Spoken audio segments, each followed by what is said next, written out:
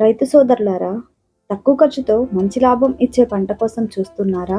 అయితే సూర్యకాంతి పంట మీకు బెస్ట్ ఆప్షన్. ఈ పంటలో నూనె శాతం ఎక్కువగా ఉంటుంది. మార్కెట్లో ఎప్పుడూ డిమాండ్ ఉంటుంది. పూలకు, అలంకరణలో కూడా మంచి ధర వస్తుంది. సరైన విధంగా సాగు చేస్తే ఒక ఎకరాలో మంచి ఆదాయం పొందవచ్చు. నీరు తక్కువగా ఉన్న ప్రాంతాల్లో కూడా ఈ పంట బాగా పెరుగుతుంది. అందుకే చాలా మంది రైతులు ఇప్పుడు సూర్యకాంతి వైపు మళ్లుతున్నారు. విత్తనాల ఎంపిక మరియు పొలం సిద్ధం.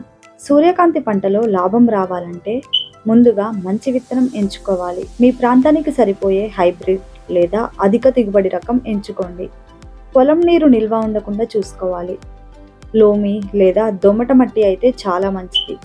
భూమిని 6 నుంచి 8 అంగుళాల లోతు వరకు దున్నాలి. pH 7 నుంచి 7.5 మధ్య ఉంటే ఉత్తమ ఫలితం వస్తుంది. పొడి ఎరువు కలిపితే నేల సారవంతం అవుతుంది.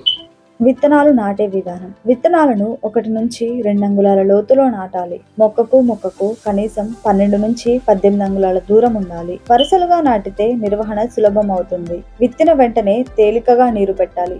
మొదటి 10 నుంచి 15 రోజుల మొలక దశ చాలా ముఖ్యమైనది. ఈ సమయంలో మీరు సమయానికి నీరివ్వాలి. నీరు, ఎరువులు మరియు మొక్కల సంరక్షణ. మొదటి 4 నుంచి 7 వారాలు పంటకు కీలక దశ. సమతుల్య ఎరువులు వేయాలి. మట్టిని తడిగా ఉంచాలి, కానీ నీరు నిల్వ ఉండకూడదు. మొక్క పై భాగాన్ని కొద్దిగా తీసేస్తే కింద నుండి కొత్త కొమ్మలు వస్తాయి.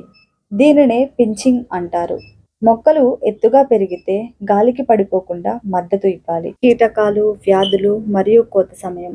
సూర్యకాంతి పంటలో సన్ఫ్లవర్ మాత్, బీటిల్ వంటి పురుగులు నష్టం చేస్తాయి. డౌనీ మిల్డ్యూ, రస్ట్ వంటి వ్యాధులు రావచ్చు.